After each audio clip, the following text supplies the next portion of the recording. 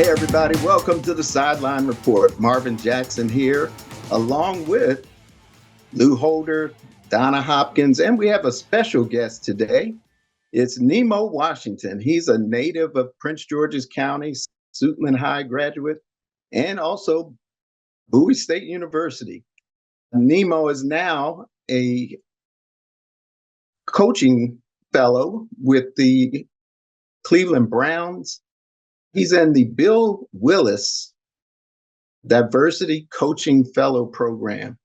Welcome to the show, Nemo. Thank you. It's an honor to be here.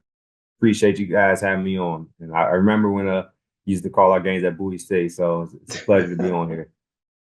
All right. And yeah, I remember you very well. You did some great things at Bowie State, but you had that injury that really sidelined you. But I think you had a pretty good career at Bowie State as far as you didn't let the injury stop you as far as being a part of that program. Oh, yeah. I feel like it was just part of the journey. You know, God pushed you through certain things. I did decent when I was in there. So that was a blessing to get that taste of playing college football. But ultimately, honestly, going to Bowie State and dealing with the injury got me to where I am today. So it was a blessing to be there, and it was a blessing for me to go through that process. Yeah. I saw you doing a lot of work with the coach once you got injured even. So I knew that you were going to be a successful guy. We're going to move on. We're going to talk more about Nemo later, but we're going to move on and talk about the Washington victory over New Orleans this past week. And Donna, you were there. Lou, Donna, what are your comments about that game? Winning by 1 point at the end. Hey, Marvin, they said a win is a win, but gosh, they made it harder than it should have been. They had the ball for over 40 minutes to the Saints 19.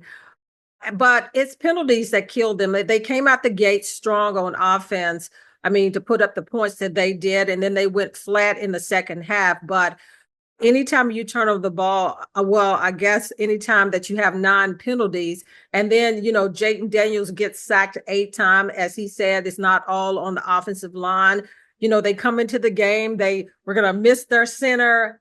Tyler was going to be out. They found out that at the last minute.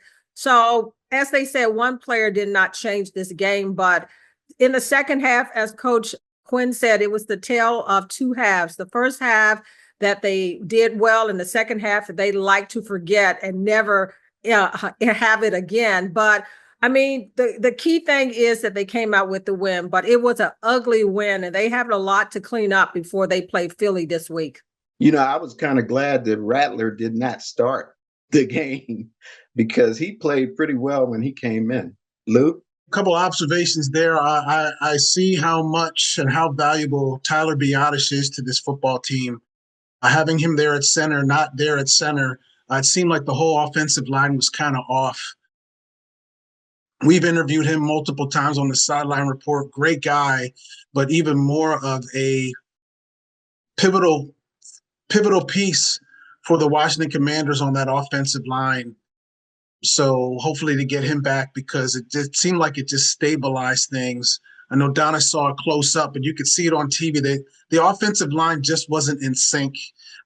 And I think Tyler is the quarterback of that offensive line, and I just feel that he was missed. We've been doing this for a while, guys, and there hasn't been too many players that have come along that you could say that the defense, the other team's offense, is looking and targeting, staying away from one person. Lattimore comes in there. I haven't seen this since Champ Bailey. He didn't have one pass thrown to him. That's the kind of thing that is going to be exciting when you think about it. Nobody targeted Marshawn. His team knew that when that guy is healthy, we want no parts of throwing it to him. So that's a good thing that we're going to see, because he's going to be on AJ Brown. We don't know if he's going to travel with the best receiver in these next couple of games, but that's a couple of observations that I saw. But Donna's right. It was just an ugly win. I don't know. I'm not totally impressed all the time with Cliff Kingsbury's play calling. I mean, it's like, like Donna said, it was a tale of two halves.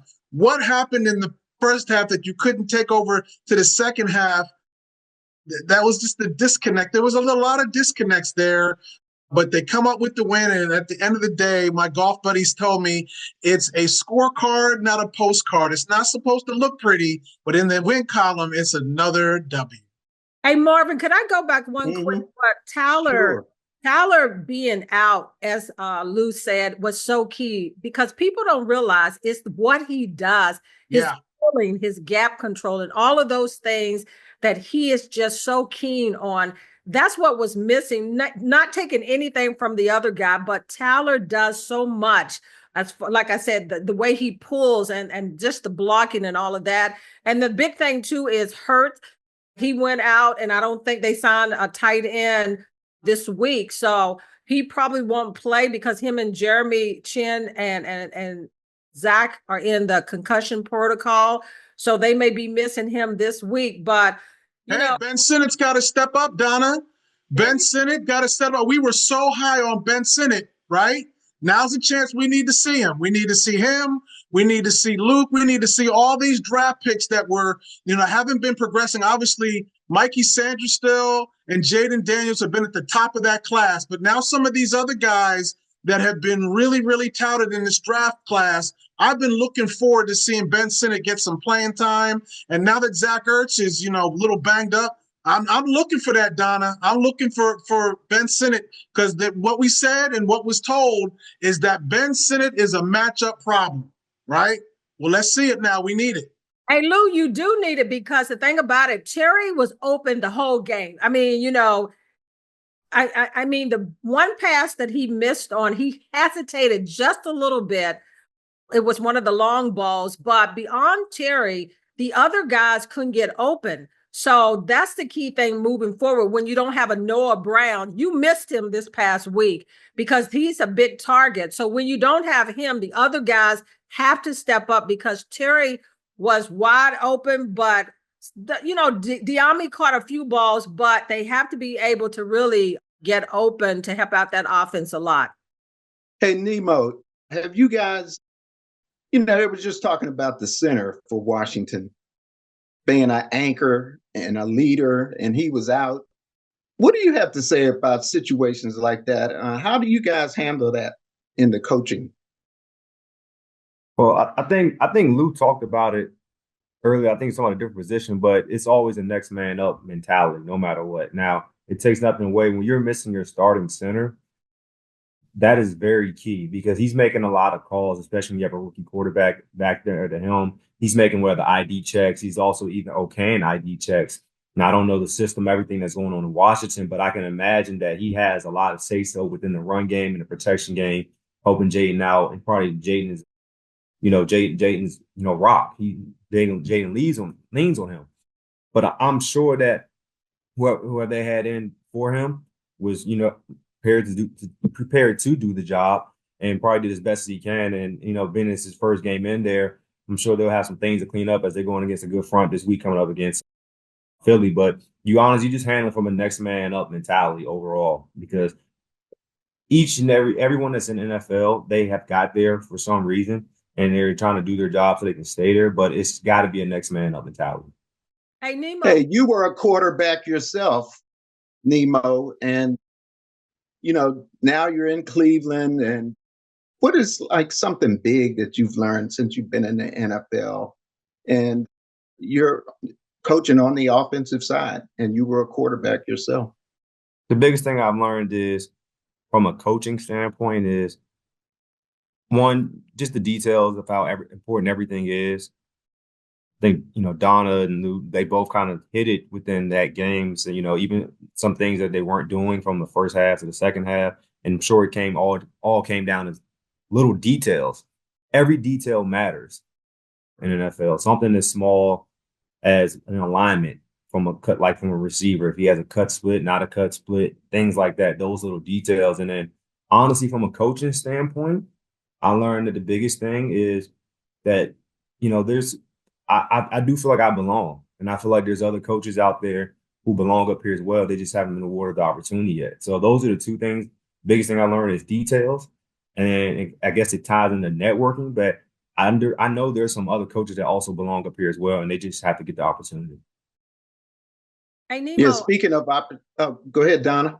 hey, I was just wondering because Jayden Daniels, this is his first year as a rookie, so it's a long season. He's not used to this season, so you could tell that it wore down a little bit, and that bye week was key. You being played that position, what has been the most challenging things as far as being in the coaching from a player to the coaching now? The hardest thing sometimes, I guess, from a coach to a player standpoint, when you transition to a coach, is probably that you're not playing and you have to figure out ways. Coaching, honestly, is teaching.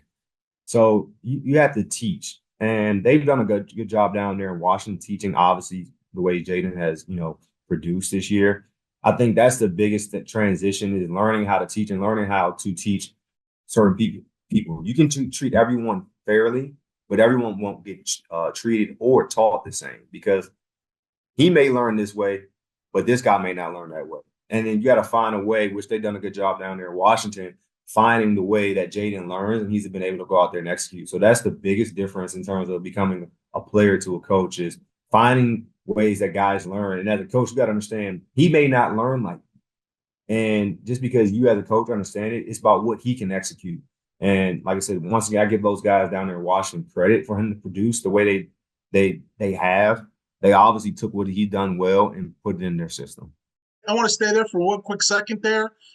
As far as, what you've seen from Jayden Daniels, I mean, obviously we had Robert Griffin III here, which is kind of similar, second pick in the draft, Heisman Trophy.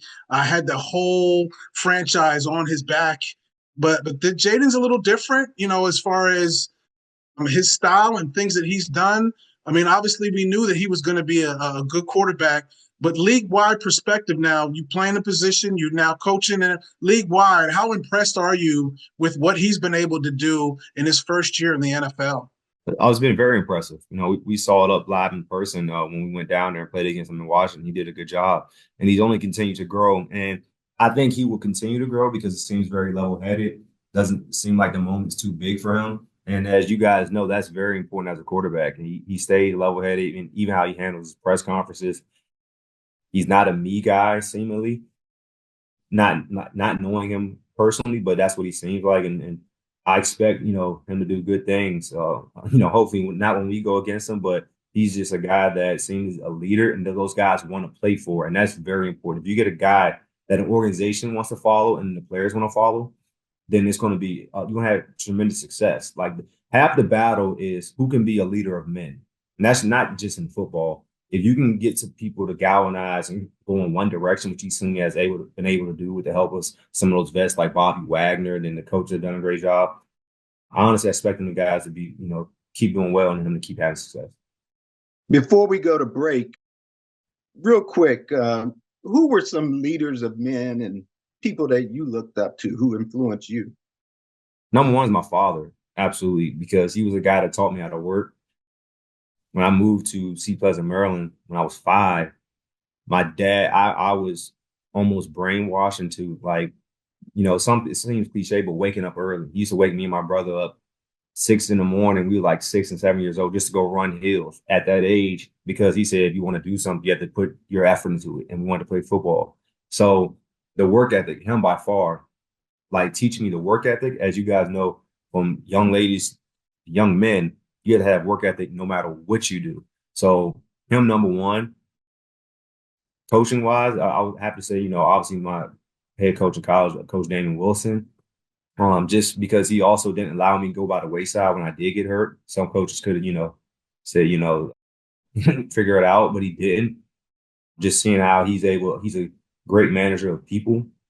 And then had a couple of, it's a few coaches, but those are the main two. My father, number one, by far. I don't think that's close. And then I'll say Coach Wilson just because he honestly helped me get right into coaching.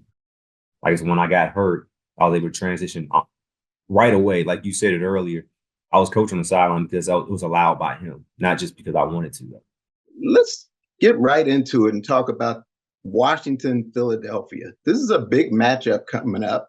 Of course, Want to announce also that the game against Atlanta the week after, on the 29th, will be a nationally televised game played at night. It'll be a Sunday night game. So we do want to bring that breaking news to you.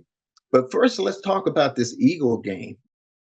Donna, what do the Washington Commanders have to do to beat the Eagles? Because they look so strong right now. Let me tell you, the way that they played this week, the Eagles, all you have to say is one name, Saquon Barkley. I mean, what he has done for that team, although last week, they kept him somewhat in check. But, I mean, you look at that whole team, Hurts, he was near perfect, 200, I think, 200 and some yards. Devon Smith and A.J. Brown, and that list goes on and on, a good offensive line. So the key thing for this Commanders team is to be able to control the clock with their running game. That is their bread and butter. Brian Robinson, they have to be able to run the ball and control the clock and keep the Eagles off the field. That's what they got to do, Marvin. But the defense has to play much better than they did in the second half because Philadelphia has more weapons than the Saints did, and they couldn't slow them down. So for me, that Tennessee game that the Commanders played just before the bye week, that's the type of ball that they've got to come and play. They have to almost play a near perfect game against the Eagles, and they kept the Eagles close in that first matchup, but just couldn't get it done in the end. And right now, the Philadelphia Eagles probably is the best team in the NFL right now. So the Commanders, they've got to bring their A+, A+, A+, A+ game. Hey, Lou, are the Eagles really the best team in the NFC? They've gotten better each week. But as Donna said, I mean, if I'm the Commanders, I'm not scared of the Eagles. They played them tough for 3 quarters. This is an NFC East matchup. I mean, when you get division foes that are playing one another, Joe Witt, the defensive coordinator, said it best. What he's looking for from his defense coming down the stretch is stopping the run and producing the football. Stopping the run and producing the football. I mean, we've seen kind of, snippets of that, stopping runs and producing footballs. And Mikey Sanders still is coming on each week. I mean, now you have him at your place now. And this is the most important game of the season because everybody's talking about the Commanders really haven't played anybody. Now this is a way that you can have a statement that, hey, look, this team is where it needs to be. Again, meaningful football in December. You got a division foe coming here that can be beaten. They can be beaten. I mean, sometimes I look at some of the stretches with the Eagles. I mean, they're not so invincible that they can't be beaten, but you got to stop the run and you got to produce the football. So this is something that I'm looking at Joe Witt now. As much as I'm looking at Cliff Kingsbury every week, Joe Witt has been set up and he's been talking and preaching for moments just like this. You got the Eagles coming to your place and you had some level of success for 3 quarters in that game before the dam broke and Barkley got off. But there's times there, and this is why you bring in a Bobby Wagner. This is why and then Marshawn Lattimore. That is the key. There was no Marshawn Lattimore last time. Now this is why you got him here for moments just like this. This is going to be tasty, y'all. It's a division game. You throw the records out the window at this point. Now, both teams are playing very well. I think whoever, can control the line of scrimmage up front, I've seen both of these teams, and one thing that jumped out just watching and walking on the field, you never win the game, just walking on the field. The one thing I did notice that both teams have great size.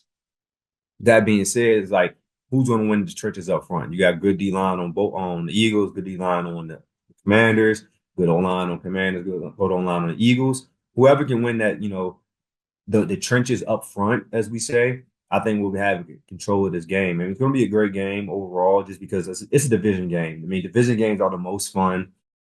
Everyone's going to get up for it. You're going to get each other's best. The Eagles will not be overlooking the Commanders because they now realize they have life at the number 1 seed with Detroit going down. And then the Commanders understand, hey, we're trying to get back into the playoffs for the first time in a few years. So it should be a good game. Seeing both, I'm sure it's going to be an exciting game. I think the fans will enjoy both of them. It's just, I think whoever wins that game will be the team that wins up front. Hey, Nemo, it cannot be no slip-ups either because the Commanders have people breathing down their back with Seattle a few games behind them. It's like 5 teams still trying to jar into the playoffs, and the Commanders are at number 7. But Lou said something important when talking to Frankie Louvu after that Saints game. He says a bad taste in my mouth still because that game, as you know, I remember that game, and they're in our house, and we've done pretty good in our own house. But the key thing that we talked about, the trenches, you get hit that head on. It's going to be one up there. But the Commanders last week gave up 69 yards defensively. So that was key, as Lou said, is controlling them, shutting down their running game. And they did play a pretty good runner, have a pretty good runner last week in Alvin Kamara. So now you got Saquon Barkley, but that's a different monster in itself. So this Commanders team have the tools to be able to hang right with Philadelphia. And as Lou said, these people said that the Commanders haven't played anybody. They must not have seen Baltimore. They must not seen that they played Pittsburgh, the Eagles. You know, they played some hard teams to get where they're at. So they've been battle tested for this moment right now. Hey, the front 7 of the Eagles is pretty strong. But there was an incident last week where Carter had a little problem and he had to go to the sideline. And it looked like the head coach wanted to get in there to say something to him, but the defensive line coach kept him from getting in there talking to Andre Carter. And it looked like some little problems going on. First, Nemo and then Lou address that. And is that a distraction? But I mean, we've seen all year long that the Eagles can play with distractions. Nemo? You know, whatever happens on their locker room, that's what happens in their locker room. But conversations like that, in terms of when it's a heated battle, happen all the time. It doesn't mean that he does not respect his head coach, or his head coach doesn't respect him. Sometimes with a guy like Jalen Carter, everyone knew coming in, he was a high motor, high energy, intense guy. So you're going to get those type of, you know, some maybe, I won't call it outbursts, but those type of moments. But that's going to depend on the culture, which they seem to have good culture. Everyone thought they had a problem last week. Next thing you know, they're throwing for like 3 touchdowns, 290 yards. So to me, it's no story. It just depends on how they handle it within house. Obviously, the D-line coach, I did see the clip, thought he can handle it. And I'm pretty sure that, the head coach is going to trust him with that. But that's honestly, to me, is not a story because things like that happen all the time. It just so happened to get caught on camera. The great thing about technology and the great thing about the world that we live in is all these camera angles and everything give you an insight to different parts of the game. The bad news about it is that we have too many cameras. Things are being shot. That's just, we've all played sports. People don't like one another. People to clash and whatever. Every time you see something on television or a snippet of something, you never know what the whole backstory is. And if you're in the trenches, starting from July in training camp all the way to now, there's going to be things that bubble up. People don't want to say certain things, so you get caught. You see a snippet of something at the end of a conversation. You see coaches yelling. You see whatever. That's just how it is in sports. That sport in and of itself, with all that violence and all that stuff going on, is going to lend itself to some emotions erupting and whatever. But that doesn't mean that it's like, it's good for talk shows. It's good for everything like that. But in the locker room, it's like, look, we on to the next day. We on to the next game. The Eagles don't look like anything is going to be distracting them like that. So I just think it's too much. It's too much. Yeah. It's about the social media and the likes and the clicks and everything like that. At some point, you just got to let things that you see, let them handle it. Yeah, it's an emotional game. And anybody that has played football knows. You got to get. We get on it in the show. So emotional. Me and Donna go at it. That's go right. at it in the show. Me and Marvin go at it in the show. That don't mean we don't like each other. Yeah, come we on. get into it even off the show. But They should hear us. Nemo, you just came in, let's go at it. Don't mean, come on. Yeah, I'll say he ain't having any Let's of this. finish with Nemo. Nemo, give us some final words about your journey and some words of wisdom for some of the younger guys and some of the parents out here. Yeah, one thing, last thing I'll say, Lou's right. It's an intense game, and things like that happen. It's going to move on, and honestly, it ties into to all the young kids out there. You're gonna have some intense things in life overall, and you got to find your way to navigate through that. I first would say lean on God, because without God, I know honestly I truly wouldn't be here, and He's the reason. The things that I've been through, going through, locking on my story, but just going through some things that injury had something with my brain, and then thinking it was my plan, but then once I had to follow God's plan, that was really led me here. So if you have some as well, just write it down, but make sure it's on God's plan. Because sometimes you're gonna feel like God's not answering you, and He's probably laughing because He's like, that's not the plan I have for you. And the moment I followed His plan, that was the thing that helped me get here. So if you have something, write it down, make it known, go after it. If God tells you adjust, go ahead and adjust. All right. Well, thanks so much. Thanks for being a great example to our other young folks out here in Prince George's County and the Washington area. And keep doing great things, man. Thank you. Hey, Marvin, one quick thing before we leave. Shout out to Norfolk State for hiring Michael Vick. Yes. All right. That's a big one. Thing. That's a big one right there. There you go, Nemo. Yeah. Hey, one day it's going to be Coach Nemo Washington, Yes, sir. He's going to be a college coach again. Well, you were doing some assistant college coaching, but and maybe you'll stay in the NFL and be a coach there for the rest of your career. Thank you. You've got what it takes, and hope that things work out for you. Thanks for joining us today, and thanks again to Lou and Donna for joining us on Sideline Report. So I'm Marvin Jackson. We'll see you next time on the Sideline. Take care, everybody.